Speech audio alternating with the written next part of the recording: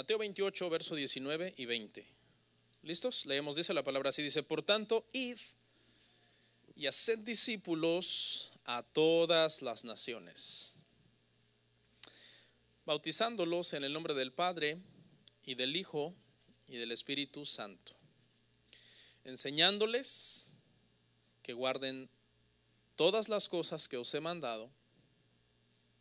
Y aquí yo estoy con vosotros todos los días hasta el fin del mundo. Amén. Vamos a meditar, hermanos, hoy bajo un tema sencillo, práctico, que hemos titulado Dios con nosotros. Y vamos a orar por esta palabra, hermanos. Amén. Padre, gracias te damos por tu palabra. Ayúdame, Señor, para poder meditar con mis hermanos en la Escritura y que pueda ser de bendición, Señor, para tus hijos, tus hijas.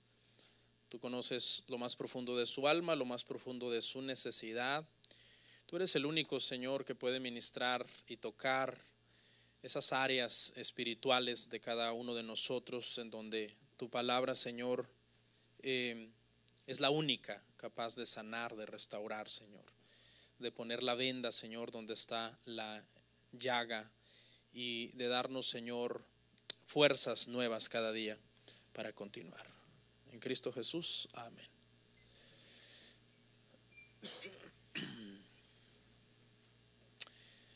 Bueno, hermanos, este pasaje vemos algo bien interesante. Número uno, hermano, vemos acá que Cristo se está yendo ya una vez que Él resucita. Ustedes saben que, ¿cuántos saben cuánto tiempo estuvo Jesús acá después de que resucitó? ¿Cuánto tiempo estuvo en la tierra? 40 días, nos enseña el libro de los Hechos, ¿verdad? Que estuvo 40 días. En esos 40 días apareció muchas veces a sus discípulos. En una oportunidad apareció delante de una multitud que habían más de 500 personas, dice. Y fue visto, ¿verdad? Literalmente en el cuerpo con el cual Él resucitó. Y todo ese tiempo que estuvo con a los discípulos, pues los estuvo alentando, les estuvo dando instrucciones. Y prácticamente la resurrección de Jesucristo, hermanos, pues es la corona de todo su ministerio, ¿no? Eso es lo que confirma que todo lo que Él dijo era verdad, porque Él enseñó muchas cosas, pero una de las cosas que Él había dicho era que iba a resucitar al tercer día. Amén. Y cuando Él resucita, acuérdese que en el lapso en que Él no ha resucitado, los apóstoles, los discípulos de Él, pues les entra la duda. Algunos de ellos vuelven otra vez a la pesca y estaban muy desanimados, estaban muy tristes. De hecho, Tomás no creía que Jesús había resucitado, ¿se acuerda? Tomás dice, porque cuando el Señor se apareció a los discípulos la primera vez, Tomás no estaba presente, no sabemos dónde andaba. Y entonces cuando Tomás llega, los discípulos le dicen, el Señor estuvo con nosotros, y él no lo cree. Obviamente, pues es algo bien difícil de creer, ¿no? Porque que alguien te diga, no, fulano resucitó, pues es algo increíble, ¿no? Pero el Señor lo había prometido, Él lo había dicho, así que pues Tomás dijo, yo no voy a creer si no veo la llaga que hicieron en su costado y los hoyos que tiene en sus manos, no voy a creer. Pero el Señor dice que 8 días después volvió a presentarse ante ellos y llamó a Tomás. Y por eso Tomás se le conoce como Tomás el incrédulo, ¿no? Ven, Tomás, aquí están, mira mis manos, mete tu dedo en mis llagas, aquí está mi costado, mete tu mano. ¿Y qué dijo Tomás? Dice que se postró y lo adoró y dijo, tú eres mi Señor y tú eres mi Dios. Entonces, cuando el Señor Jesús, hermano, estaba con sus discípulos antes de que Él fuera crucificado, pues obviamente los discípulos estaban pues muy bendecidos, ¿verdad? Pero cuando Él murió pasaron por esta etapa, por esta lucha cuando Él fue crucificado, pero luego el Señor resucitó. ¿Sabe, hermano, que hay una de las cosas que nadie ha podido refutar ninguna religión en el mundo, ni ningún científico, ni ningún historiador han podido refutar la resurrección de Jesús. Nadie la ha podido refutar. De hecho, las personas que han tratado de investigar para negar que Jesús resucitó, ¿qué cree que les ha pasado? ¿Alguien sabe? Se han convertido a Cristo. En Netflix hay una película muy buenísima, se llama The Case of Christ, se la recomiendo, está basada en un caso de la vida real y es de un periodista que es ateo y su esposa se convierte a Cristo, comienza a ir a una iglesia y él obviamente pues no le gusta que su esposa vaya a una iglesia porque él es ateo y alguien le da un consejo y le dice, bueno, la única forma de sacar a tu esposa de esa iglesia es que demuestres que Jesús no resucitó. Y tú eres un tremendo investigador y un reportero, así que no debe de ser muy difícil para ti. Y él se dedicó a colectar mucha información y entre más información colectaba, más se convencía de que Jesús había resucitado y terminó convertido también, que es un pastor actualmente él. Bueno, vamos hermanos a nuestro tema el día de hoy, porque aquí Jesús les dice a sus discípulos que él iba a estar con ellos todos los días hasta el fin del mundo. Pero al mismo tiempo, cuando les dice esto, se va. Entonces pareciera una contradicción, ¿no? Porque él les está diciendo, miren, vayan, prediquen y yo voy a estar con ustedes. Y unos días después, él asciende al cielo y los deja.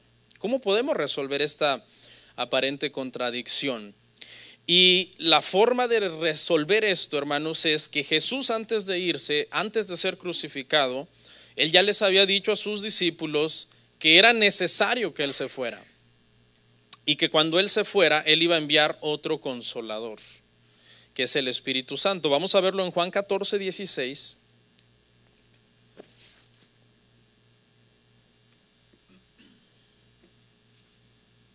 Dice, y yo rogaré al Padre y os dará otro consolador para que esté con vosotros.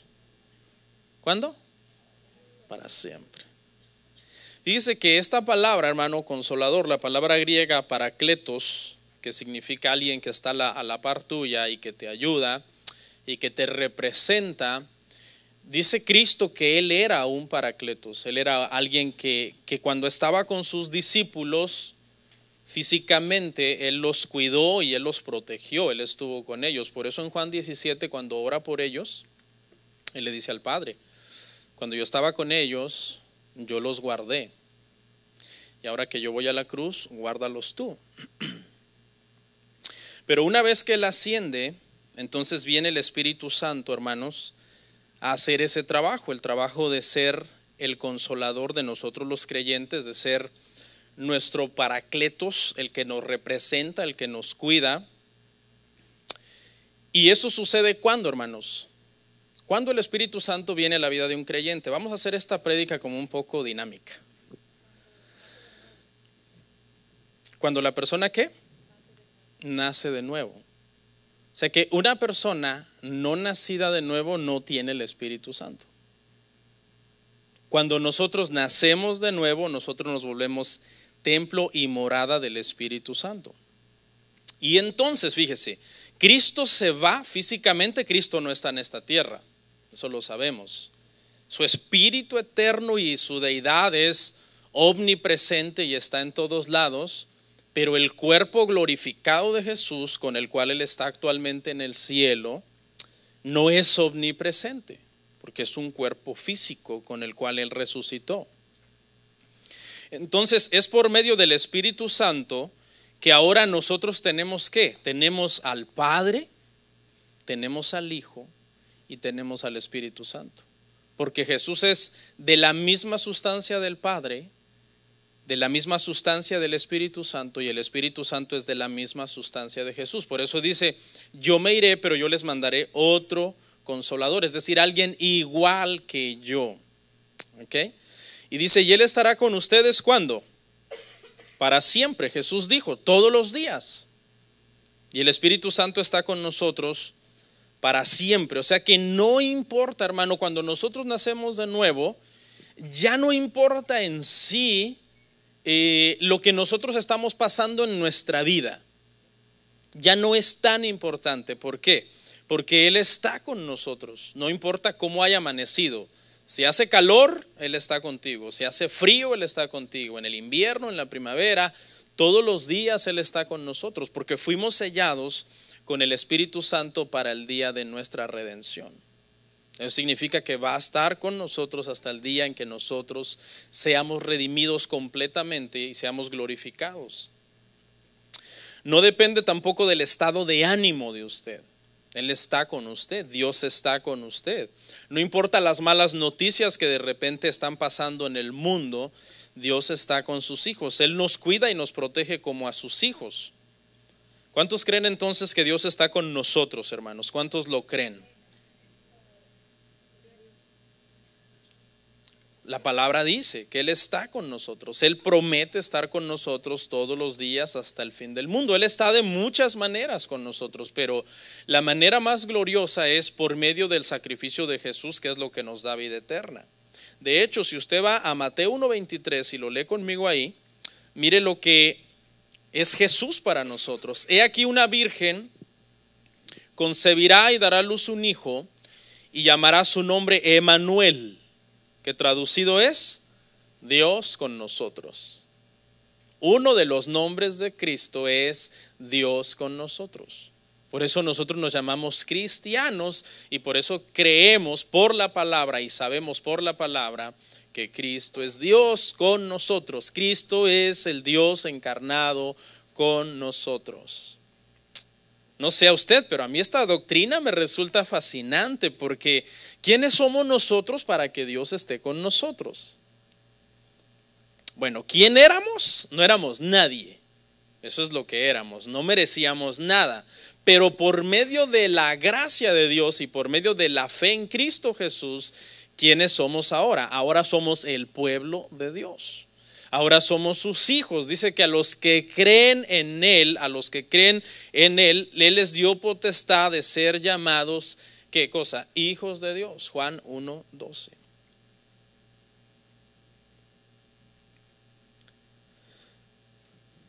Lo voy a llevar a un recorrido primero en el Antiguo Testamento y luego en el Nuevo Testamento, para que veamos tanto la protección de Dios en nuestras vidas, hermano, como también la realización que Dios le viene a dar a nuestras vidas.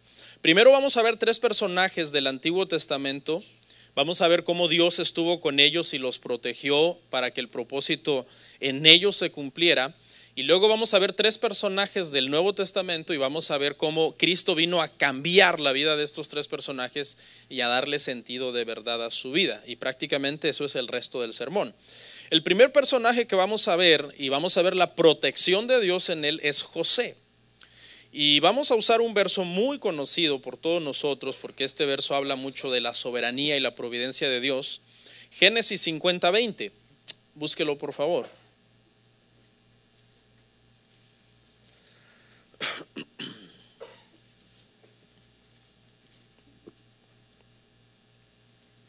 ¿Lo consiguió?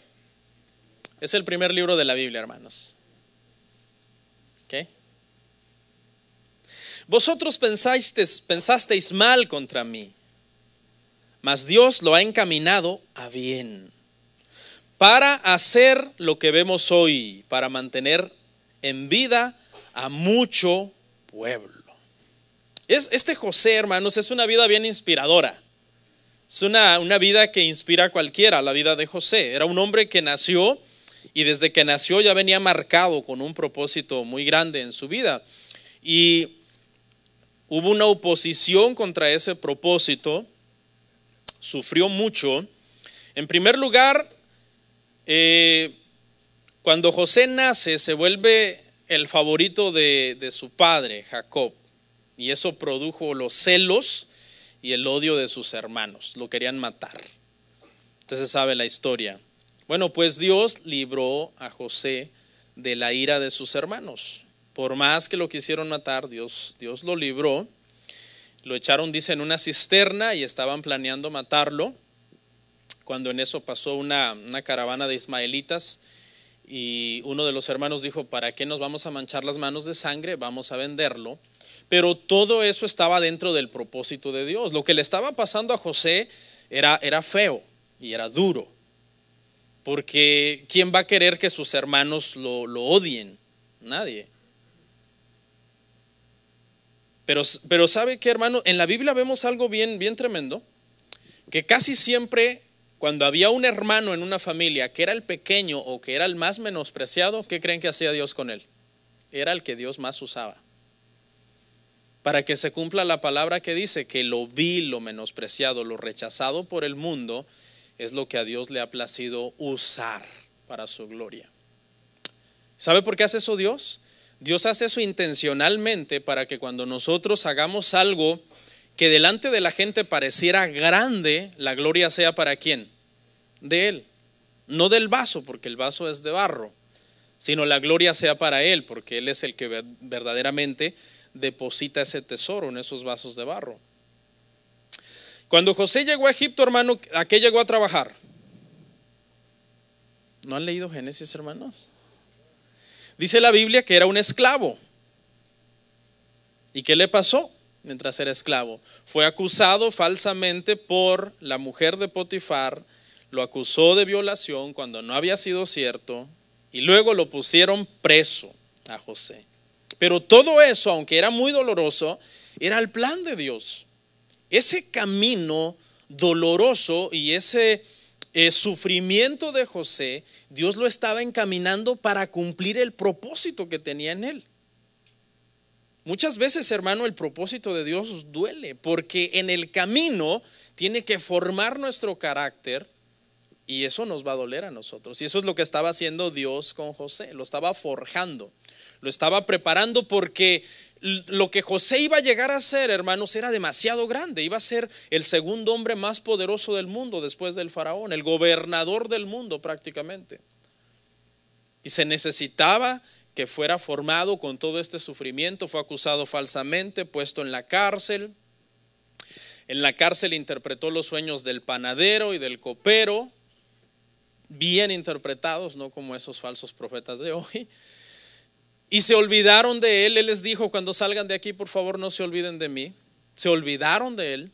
Si no es porque Dios atormenta al faraón con unos sueños, ahí se acordaron de él, lo fueron a sacar, y entonces dice el faraón que lo pone como el hombre, el segundo hombre más poderoso, hermanos, en la tierra. Pero aquí está el resultado final, Génesis 50:20. Ahí está, vemos a un José ya terminado. A un José que, si usted se da cuenta en ese versículo, vemos muchas cosas. En primer lugar, él reconoce que aunque sus hermanos le trataron de hacer mal, el propósito de Dios encaminó todo eso para bien. O sea, tenía un corazón perdonador, perdonó a sus hermanos. Después de los años, José llegó a perdonar a sus hermanos y llegó a tener esa sabiduría, llegó a tener esa madurez para entender los propósitos de Dios. Entonces, ¿qué le quiero decir acá, hermano? Le quiero decir que muchas veces nos pasan cosas difíciles en nuestra vida, pero cuando nosotros estamos en Cristo y el Señor va obrando todo eso para nuestro bien, el resultado final será que nosotros terminaremos entendiendo muchas cosas que Dios está haciendo al final de nuestros días. Quizás ahorita te pasa algo, entonces no lo entiendo, pero ¿qué tienes que hacer? Seguir dándole la gloria a Dios. En ningún momento vemos a José renegando, ni renegó de esclavo, ni renegó en la acusación, ni renegó en la cárcel, sino que él siempre siguió creyendo en Dios y dándole la gloria a Dios.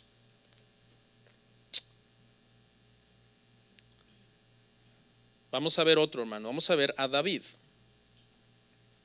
Ya vimos que la vida de José no fue fácil, pero Dios lo libró, Dios lo protegió, porque es que hay un propósito. Mire David cómo sufrió, hermanos. Primera de Samuel 15:28 nos dice lo siguiente: entonces Samuel le dijo: Jehová ha rasgado hoy de ti el reino de Israel y le ha dado un prójimo tuyo mejor que tú. Qué feo ha de haber sentido cuando le dijo mejor que tú, ¿no? Porque cuando alguien te compara, sientes feo, ¿no?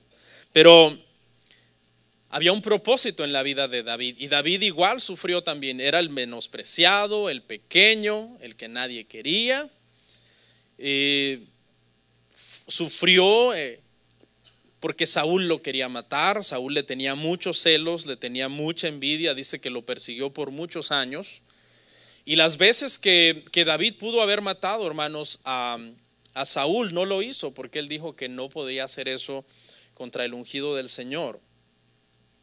Pero al final, hermanos, el propósito de Dios se cumplió en la vida de David y terminó siendo el rey que Dios había llamado a ser, porque dice que lo había llamado para ser el rey de Israel, porque era un hombre conforme al corazón de Dios. Pero mientras tanto, en el transcurso de su vida, hermanos, le tocó sufrir. ¿Cuántos creen, hermanos? ¿Cuántos de ustedes han sufrido alguna vez? Yo he sufrido, quizás no tanto, pero sí he sufrido. ¿Quién más ha sufrido acá? Que digan, uy, cómo he sufrido. ¿Nadie?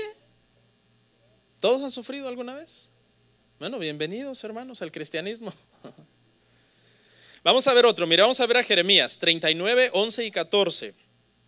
Jeremías 39, 11 y 14 dice: y Nabucodonosor había ordenado a Nabuzaradán, qué nombrecitos, ¿verdad?, capitán de la guardia, acerca de Jeremías, diciendo: tómale y vela por él, y no le hagas mal alguno, sino que harás con él como te dijere. Envió por tanto Nabuzaradán, capitán de la guardia, a Nabuzazbán y el Rabsaris, Nergal Sarecer, el Rabmac. No estoy hablando lenguas, ¿ok? Y todos los príncipes del rey de Babilonia enviaron entonces y tomaron a Jeremías del patio de la cárcel y lo entregaron a Gedalías, hijo de Ahicam, hijo de Safán, para que lo sacase a casa, y vivió entre el pueblo. Este pasaje, hermanos, Jeremías, en el ministerio de Jeremías se dedicó básicamente a una cosa: se dedicó a profetizarle al pueblo y a decirles que un día iban a ser llevados cautivos. Odiaban a Jeremías porque les decía todos sus pecados. Un día va a venir un rey, se los va a llevar cautivos a todos y les va a hacer esto y les va a hacer esto otro. Y entonces ellos no le creían y lo comenzaron a odiar. Si usted lo lee en su casa, en el capítulo 37 lo pusieron en la cárcel. El rey de Israel lo puso en la cárcel. Todas las autoridades lo pusieron en la cárcel. No lo querían a Jeremías. En el capítulo 38 dice que lo metieron en una cisterna llena de lodo. O sea, imagínense cómo estaba ahí el pobre de Jeremías. No era una cisterna donde él se podía acostar, sino una cisterna llena de lodo. Quizás el lodo le llegaba, no sé, la Biblia no dice, pero imagínense, llena de lodo. Y en el capítulo 39, que son estos versículos que leímos, se cumplió la profecía de Jeremías. Llegaron los babilónicos, ¿verdad? Los soldados de Nabucodonosor, todo el ejército, llegaron al país y empezaron a llevar cautiva a la gente. Pero fíjese cómo es Dios, hermano, que usa a estas personas paganas para proteger a Jeremías. O sea, Dios les dijo prácticamente a esta gente: ustedes pueden hacerle lo que quieran a todos estos israelitas rebeldes, pero a Jeremías no. A Jeremías lo cuidaba el Señor. Y a Jeremías más bien estos soldados y este ejército, hermano, pagano, le devolvieron su libertad, porque él había estado preso, había sido maltratado, y ahora lo dejan libre y dice que anda con el resto del pueblo normal, porque no se llevaron a todo el pueblo, dejaron parte del pueblo. Se llevaron a la gente más importante, a los reyes y a la gente más importante de Israel, la llevaron cautiva, pero a los pobres los dejaron, no se los llevaron. Entonces dice que Jeremías quedó libre y andaba, hermano, entre todo el pueblo. Ya no estaba en la cárcel, ya no estaba en la cisterna, y Dios había protegido, hermanos, a Jeremías por medio de este Nabucodonosor, un rey pagano. ¿Ok? A mí este pasaje, hermanos, me pareció maravilloso, porque esto habla de cómo los propósitos de Dios se cumplen contra todo pronóstico. No importa, Dios puede usar, para hablarle a Balaam usó una asna, ¿okay? Y muchas veces usó reyes paganos y los llamó mis siervos a esos reyes paganos, para llevar cautivo a Israel, para traer juicio sobre Jerusalén. pero el propósito de Dios se cumple siempre. Así que podemos confiar en Dios, podemos estar tranquilos de que si nosotros agradamos a Dios, todo obrará, dice, para nuestro bien. Todas las cosas ayudan a bien a los que amamos a Dios. ¿Significa eso que nunca vas a sufrir? No. ¿Sabe qué significa? Significa que en medio de nuestro sufrimiento, ese sufrimiento va a obrar para el bien de nuestra salvación. Eso es lo que significa ese versículo. Siempre obrará para bien de nuestra salvación. Vamos a suponer que a usted le da una enfermedad y usted se muere. ¿Cómo obró eso para bien? Bueno, porque ahora ya está usted con Cristo. Siempre obrarán para bien de nuestra salvación todas las cosas que nos sucedan en esta tierra. Bueno, ahora vamos a ver, hermanos, en los minutos que me restan, ya vimos cómo Dios protege, pero ahora vamos a ver cómo Cristo le da sentido a nuestra vida, porque está bien, Dios nos protege, pero ¿y qué de la realización de sentirnos plenos y satisfechos? Eso lo vamos a ver en el Nuevo Testamento. Vamos a ver 3 ejemplos de cómo personas, hermano, del Nuevo Testamento tuvieron encuentros con Cristo y esto cambió su vida para siempre. Vino a llenar su vida, a cambiar su vida para siempre. El primero que vamos a ver, hermanos, es Nicodemo. Está en Juan 3:1 al 5.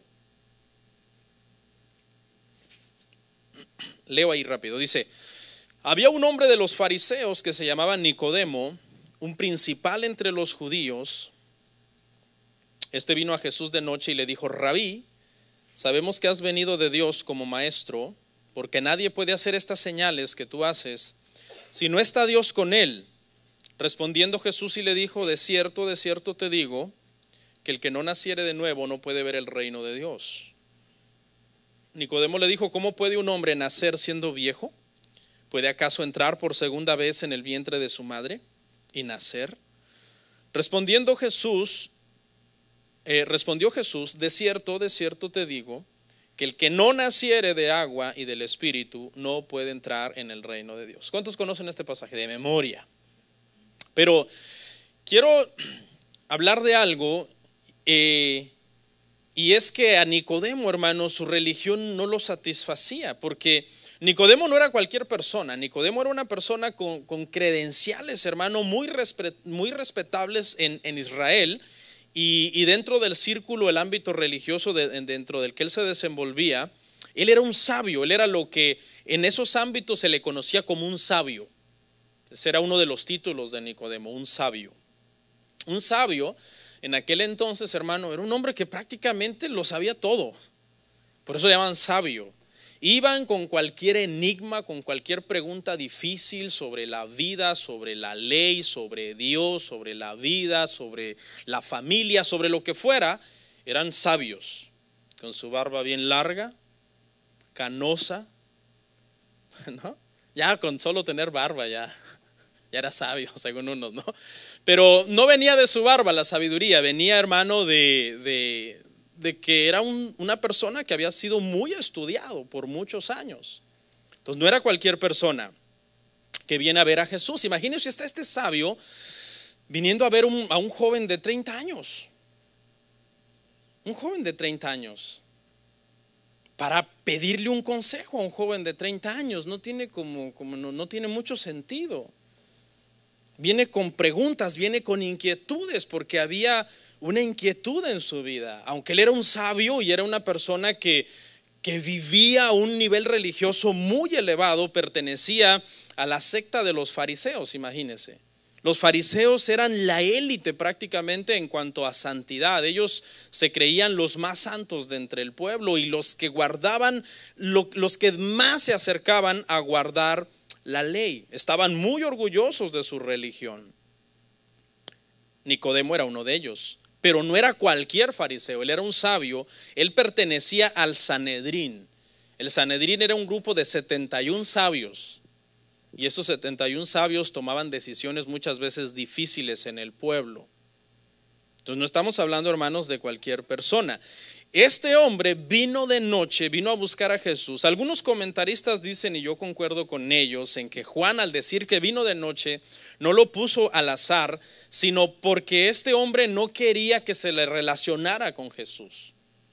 Jesús no era aceptado por los fariseos, por las sectas de su tiempo cuando él vino. Así es que hasta cierto punto él está tratando de camuflajearse por la noche y no quiere que lo relacionen con Jesús. Y este sabio viene y le hace la pregunta al Señor, que qué se necesita para entrar en el reino de Dios. Y Jesús le dijo que era necesario nacer de nuevo, era necesario nacer del agua y del Espíritu. No le dijo, no, vas bien. ¿Para qué vienes a preguntar a mí si tú estás en la mejor religión del mundo y ahí vas bien? Simplemente sigue como vas y serás salvo. No. Jesús le dijo, es necesario nacer de nuevo, te es necesario nacer de nuevo del agua y del Espíritu. Y esto habla, hermano, de cómo la gente en la religión realmente nunca van a estar plenos, nunca van a estar satisfechos. Porque la religión no acerca a Dios, la religión te aleja de Dios. Si algún día tú oyes a alguien decirte, es necesario que te conviertas a mi religión para ser salvo, es una persona que te está mintiendo. Porque ninguna religión salva. El único que salva, hermanos, es Dios. Dios es el único que salva. Él salva a quien Él le place. Por medio de la gracia, por medio de la fe en Jesucristo. Algunos han ilustrado esto de la lucha de las religiones por llegar a Dios como un grupo de personas que están alrededor de una montaña y que están tratando de llegar a la cima donde está Dios, a la cima de esa montaña. Entonces todas estas personas desde su perspectiva, su camino es el mejor y su religión es la mejor para llegar a Dios. Y todos comienzan a subir la montaña por diferentes lados de la montaña tratando de llegar a Dios. Y así es como las religiones entienden la salvación. Y la salvación no es así. La salvación bíblica es que todas las religiones están abajo de la montaña, Dios está arriba de la montaña y Dios desciende de la montaña y salva al hombre, a la mujer que Él quiere. Esa es la salvación bíblica. Nos cuesta muchas veces creerlo porque nos despoja de nosotros ayudar en nuestra salvación. Y nos deja como impotentes, como diciendo, no puedo hacer nada para ser salvo. No, y la Biblia es clara en esto. La Biblia dice que los que el Padre le da a Jesús, vienen a Jesús y Jesús no los echa fuera. O sea, somos dados por el Padre al Hijo. Vino a buscar a Jesús porque Él estaba buscando llenar algo en su vida que no estaba completo. Cumplía y hacía un montón de cosas, hacía un montón de rituales, pero él sabía que no estaba completo. Ahora vamos a ver otro, hermano. Vamos a ver a Zaqueo. A Nicodemo no lo llenaba la religión y Cristo vino y Cristo aleccionó a este sabio. Se vino a topar con un verdaderamente sabio y le dio una lección. Pero ahora vamos a ver a Zaqueo.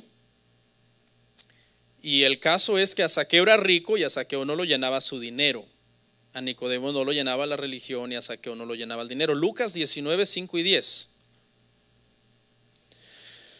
Dice, cuando Jesús llegó a aquel lugar, mirando hacia arriba, le vio y le dijo, Zaqueo, date prisa, desciende, porque hoy es necesario que pose yo en tu casa.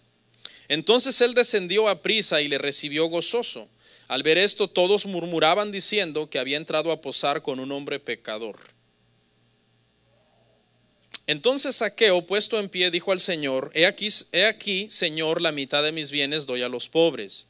Si en algo he defraudado a alguno, se lo devuelvo cuadruplicado.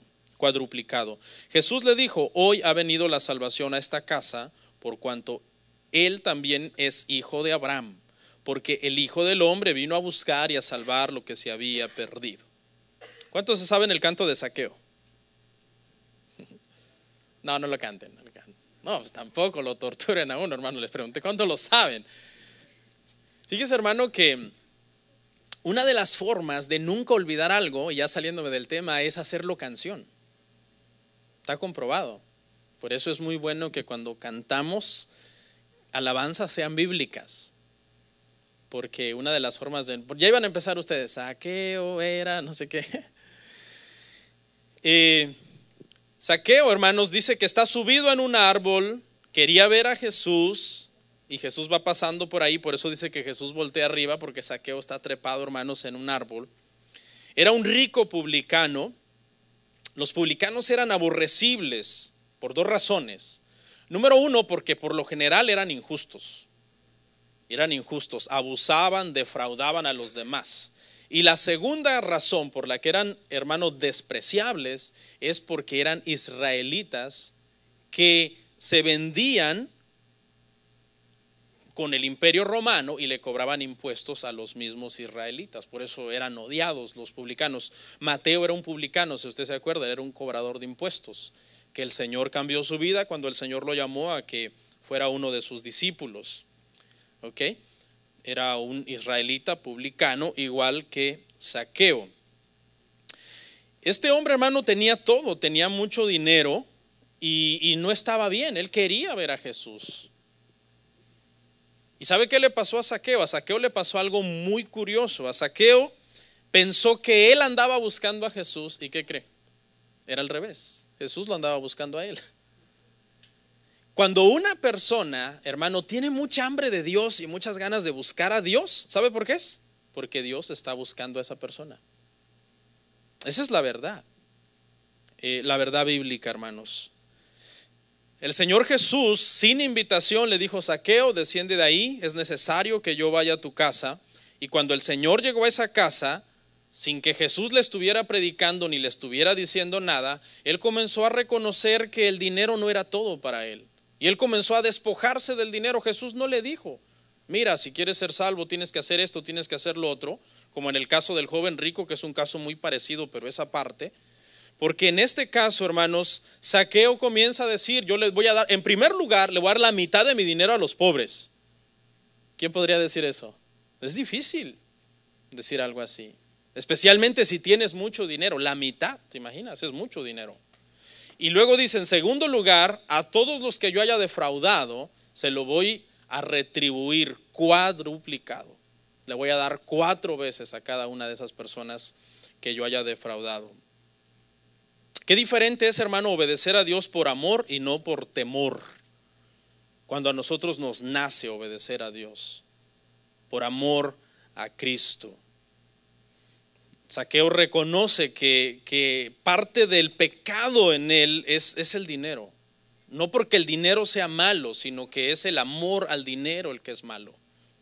Y él entiende que una de las formas de agradar a Cristo es despojarse de ese ídolo que tiene en su corazón. El dinero es un ídolo tremendo. Jesús dijo claramente que en esta tierra no se puede servir a 2 señores. Y un señor es él y el otro señor es ¿cuál? El dinero, las riquezas. Y a lo mejor tú dices: pero yo no soy rico. Pero idolatras 20 pesos. No importa cuánto tengas, si para ti ese poco que tú tienes representa un ídolo en tu corazón, no puedes agradar a Cristo completamente. En el dinero es en una de las áreas, hermano, donde nosotros los cristianos somos probados. Y muchas veces reprobados. Y vamos a ver el tercer caso, hermanos. Ya con este ejemplo terminamos. De ver cómo Jesús vino también a la vida de una mujer, la mujer samaritana. Juan 4:16. Y cómo le vino también a llenar su vida y a dar sentido a su vida. Leo rápido, dice: Jesús le dijo: ve, llama a tu marido y ven acá. Respondió la mujer y dijo: no tengo marido. Jesús le dijo: bien has dicho, no tengo marido, porque 5 maridos has tenido y el que ahora tienes no es tu marido. Esto has dicho con verdad. Esta historia por lo general es muy teológica, ¿verdad, hermanos? Se utiliza desde un punto de vista muy teológico y le hemos abordado desde diferentes puntos de vista. Hemos aprendido que aquí este pasaje podemos ver la humanidad de Jesús, que se cansaba y le daba sed, pero también podemos ver su divinidad porque sabía todo sobre esta mujer. Podemos ver que al hablar con esta mujer, Jesús estaba desafiando la religión y la cultura de su época porque estaba prohibido hablar con las mujeres. Y también habla sobre la verdadera adoración. Pero hoy veremos un ángulo un poco diferente de este tema, y es la parte emocional del corazón de esta mujer. Esta mujer tenía un problema, tenía un asunto, que esta mujer no era feliz, porque tenía un serio problema. Se la daba de muy teóloga, discutiendo con Jesús, a ver, que no sé qué, nuestros padres dicen que en este monte se adora, ¿y tú qué dices? Hablando teología, pero ¿sabe qué? Su vida era un caos. Y Jesús va al asunto, va al problema de ella. Jesús le dice, llama a tu marido, porque ahí estaba el problema. El problema de esta mujer estaba, hermano, en su lado emocional, en su corazón. ¿Usted cree que Jesús no sabía que ella no tenía marido? Claro que sí sabía que no tenía marido, porque el hombre con el que actualmente vivía no era su marido. Lo que Jesús está tratando es de sacar a luz un problema que ella tenía. Hay mucha gente como esta mujer, tiene muchos problemas, pero se la quieren dar de teólogos. La mujer le dice, no tengo marido, y Jesús le dice, bien has dicho, porque 5 maridos has tenido y el que ahora tienes tampoco es tu marido. Imagínese el desorden en el que vivía esta persona, hermano. Es probable que tenía muchos hijos de diferente papá, la Biblia no lo dice, pero uno lo puede deducir. 6 maridos. ¿Por qué cree que esta mujer había estado con tanto hombre? Andaba buscando algo. Ella andaba buscando ser feliz. Andaba buscando llenar un vacío de su corazón. No sabemos qué le pasó en el contexto de su vida, pero quizás de niña o de adolescente algo le pasó y se volvió una mujer que pensó que tal vez en el amor de los hombres podía llenar ese vacío de su vida. Pero ¿qué cree? Cada vez que añadía a un hombre nuevo a su vida valía menos y se sentía menos. Porque ¿qué puede pensar un hombre de una mujer así? ¿O qué respeto puede tener un hombre de una mujer así? Había estado buscando la felicidad en un hombre y ahora es un hombre que está delante de él y que verdaderamente la puede amar como ningún otro hombre la ha amado. El único hombre que puede llenar su vida, el único hombre que le puede dar sentido y propósito a su vida es Cristo. Es el único que la puede amar como si nunca hubiera tenido un marido. Mientras que el 6º marido actual con el que ella está no la ama tanto porque él bien sabe que ella ha tenido 5 maridos antes. Pero el único que puede cambiar y transformar su vida es Jesús. ¿Cuántos dicen amén, hermanos? Cristo es el único, hermanos, que le puede dar sentido y propósito en nuestra vida. Agustín dijo que nosotros jamás podremos hallar reposo para nuestra alma hasta que no descansemos en Cristo. Cristo es el único que le puede dar sentido a nuestra vida, que puede sanar nuestras heridas emocionales, como en el caso de esta mujer creyó en Cristo y comenzó a predicarle, hermanos, a toda la aldea de Cristo y comenzó a hablarles. He encontrado aquel de que la ley dice que iba a venir. Por fin encontró a un hombre que la iba a hacer feliz. ¿Dónde estás buscando tu felicidad? ¿Dónde estás buscando tu gozo? ¿Dónde estás buscando llenar el vacío de tu vida? ¿La religión? ¿Tu religión crees que te va a salvar? ¿Tu religión crees que te va a poder ayudar? ¿Tu dinero? ¿Tus ahorros? ¿Llenar el vacío en tu corazón con amor, con erotismo, con pornografía, con lascivia, con buscar que una persona te haga feliz? ¿Sabe por qué hay muchos matrimonios infelices? Porque se casaron pensando que la persona con la que se casaron los podía hacer feliz. Y eso no es así. Si nosotros nos casamos pensando, me voy a casar con esta persona para que me haga feliz, vamos a fracasar. Porque ninguna persona nos puede a nosotros hacer feliz completamente. Y para empezar, estás acercándote al matrimonio desde una perspectiva equivocada, porque uno no se casa para que esa persona te haga feliz, sino tú te casas con una persona para tratar de hacer feliz a esa persona. Porque en eso consiste, hermanos, el matrimonio. El matrimonio no consiste en decir, dame todo el amor que tú me puedas dar, te voy a exprimir para que tu amor me haga sentir realizado. No, es al revés, es te voy a dar todo el amor que yo te pueda dar, tratando de hacerte sentir amada a la mujer, en este caso como Cristo amó a la iglesia, dice que se entregó a sí mismo por ella. Y bueno, voy a terminar, hermano, con una ilustración que leí, me pareció muy interesante y ya con esto terminamos. Se cuenta, hermanos, que en Escocia había un rey que se llamaba Santiago Y dice que de cuando en cuando este rey se despojaba, hermanos, de su ropa real, de toda su parafernalia de rey, y pues se iba de incógnito entre el pueblo, se iba caminando entre el pueblo y convivía con la gente y veía la desgracia de la gente, el dolor, la necesidad, la pobreza. Pero él no se revelaba que él era el rey, sino que lo hacía de una forma incógnita. Entonces conocía a mucha gente, se relacionaba con el pueblo, y cuando él volvía a su trono, a su reinado, ahora él tenía como más sensibilidad, tenía un amor más paternal hacia el pueblo para ver por las necesidades del pueblo y ayudar al pueblo. De igual forma, Dios hizo exactamente algo parecido a esto. En la persona de Cristo, Cristo vino, se hizo ser humano, sufrió como nosotros hemos sufrido, fue tentado en todo, pero sin pecado. Vio la miseria humana, vio todas las vicisitudes por las que nosotros podemos pasar como personas. Y entonces ahora dice que Él se compadece de nosotros. Él tiene cuidado de nosotros. Él está con nosotros. Cristo es Dios con nosotros. Él nos cuida mejor que nuestros padres biológicos, porque Él es nuestro Padre eterno. Y cuando nosotros somos nacidos de Dios y estamos en Dios, debemos entonces tener paz, porque ahora somos templo y morada del Espíritu Santo y Él vive en nosotros. ¿Cristo nos prometió que la vida sería fácil, hermanos? En ninguna parte. Lea la Biblia de tapa a tapa. En ninguna parte la Biblia te promete que la vida sería fácil. ¿Qué nos promete Cristo? Estar con nosotros todos los días hasta el fin del mundo, en medio de todas las situaciones y problemas que enfrentemos. Vamos a orar en esta noche, hermanos.